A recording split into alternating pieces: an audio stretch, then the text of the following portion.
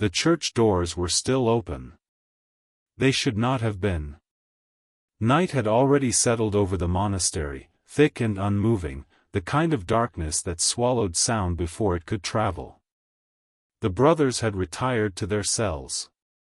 The candles should have been extinguished. Yet light remained. Saint Francis stood at the threshold, his hand resting against the wooden door, unsure why his heart had begun to pound. Someone was still inside. The air felt wrong. Not heavy. Not cold. Still. As if the church itself were holding its breath. Francis stepped inside. The door closed behind him with a sound too soft to echo. Rows of benches stretched toward the altar, empty and orderly. Candles burned along the walls, their flames steady, untouched by any draught. Shadows lay flat against the stone, refusing to move. That disturbed him. Fire should tremble. Light should dance. But nothing reacted.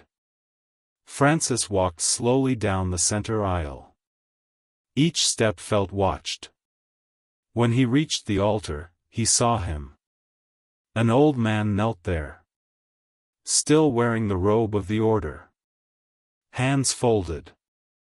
Head bowed. Perfectly still. Francis stopped several paces away. He recognized the posture. He recognized the devotion. But he did not recognize the man. And yet, fear settled deep in his chest. "Brother?" Francis said quietly. The man did not respond. Francis stepped closer. The stone beneath the man's knees was darkened and smooth, worn down by years of prayer. "Too many years.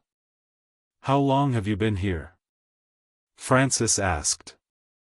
The man lifted his head slowly. His eyes were open. Focused. Empty. "I never left," the man said. His voice was calm. "Certain." Francis swallowed. "You are not listed among the brothers." The man nodded. "I know." Francis felt cold move through him. "You attend every prayer," the man continued. "I kneel through every silence.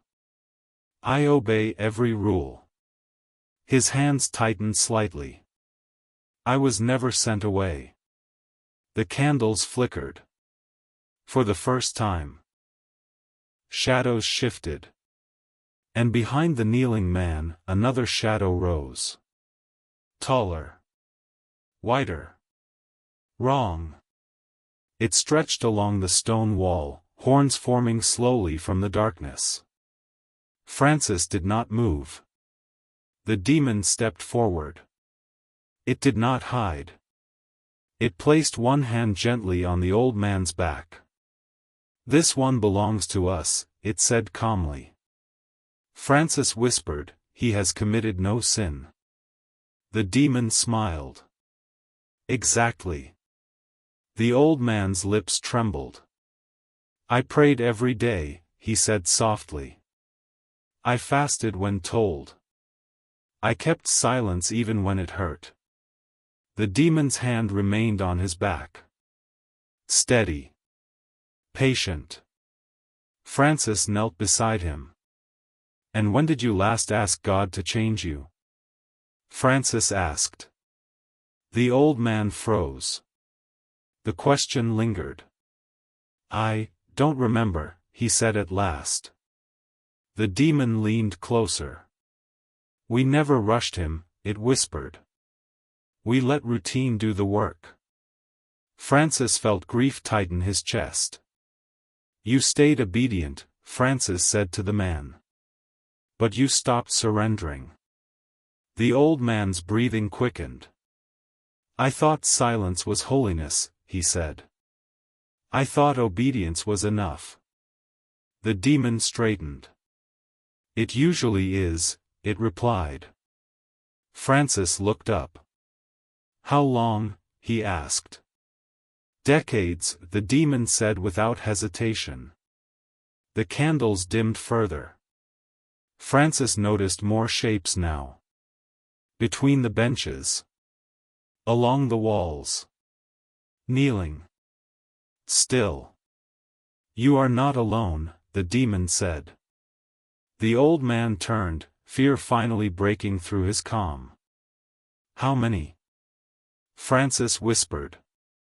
The demon's smile widened. Most. The old man's body began to shake. I never left the church, he whispered. I never abandoned God. Francis nodded slowly. No, he said. But you stopped bringing your heart. The demon's voice softened. This is our favorite place, it said. Where faith costs nothing. The shadows around the church leaned closer. Francis could feel them now. Not touching. Waiting. What happens to him? Francis asked.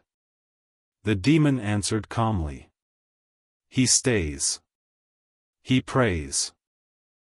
He obeys. He feels nothing. The old man looked at Francis with terror.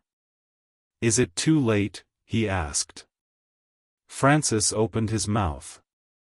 The demon spoke first. He already gave us what we needed. The candles went out. All at once. Darkness swallowed the altar. Francis felt the weight of countless silent souls around him. Then the flames returned. The old man lay still. Breathing. Alive. But empty. The demon stepped back into the shadows. Satisfied. Francis remained kneeling long after the demon withdrew. The church felt crowded now. Not with people. With absence. He could sense them, the others, kneeling where no bodies stood, filling the silence with something heavier than sound. You see us now, the demon said. Francis did not turn. I see what you've done, he replied. The demon stepped into view beside the altar. Calm. Unhurried. Reverent. We did not corrupt them, it said. We simply stayed. Francis clenched his hands. You hollowed them. No, the demon corrected. They hollowed themselves. Francis stood slowly. You hide where obedience replaces love. The demon inclined its head. We flourish there. Francis looked at the empty benches. They trusted silence, he said. Yes, the demon replied. And stopped listening. The demon's form wavered. Before fading, it spoke again. We do not need to take them away. They remain. And pray. Francis was alone again. Or so it seemed. He approached the crucifix. The candles flickered weakly now, as if struggling to remain lit. He knelt and prayed, slowly, choosing each word carefully. Not reciting. Listening. Minutes passed. Then. Footsteps. Measured. Deliberate. The demon returned. You prayed differently now, it observed. Francis did not look at it. I cannot afford silence anymore, he said. The demon paused. That frightens us. Francis finally turned. What do you fear? He asked. The demon's expression hardened. Love, it said. Because love disrupts routine. Love demands surrender. The demon stepped back. You will warn them, it said. They will not listen. Francis nodded. I will still speak. The demon faded. The silence remained. But Francis no longer trusted it. When morning came, the brothers gathered as they always had. They knelt. They prayed. They kept silence. But Francis watched differently now. He saw how many eyes remained closed. How many lips moved without intention. How many hearts hid behind discipline. He spoke to them quietly. Silence is not holiness, he said. Obedience is not surrender. Some shifted uncomfortably. Others avoided his gaze. Francis knew then. They preferred certainty to transformation. That night, he returned to the church alone. The shadows were already there. Waiting. You warned them, the demon said. Yes, Francis replied. They will forget, the demon said calmly. Francis shook his head. Some will listen. The demon smiled faintly. That will be enough to cost us. The demon stepped back into the darkness one last time. We will remain, it said. As long as faith feels safe. Francis knelt. The silence pressed in again. But now he answered it. He prayed not for comfort, but for change. And if you are listening now, ask yourself honestly. Has your faith softened you? Or has it made you quiet enough to avoid being changed? Because demons do not fear prayer. They fear love. That listens. And responds. And they wait patiently. In silence.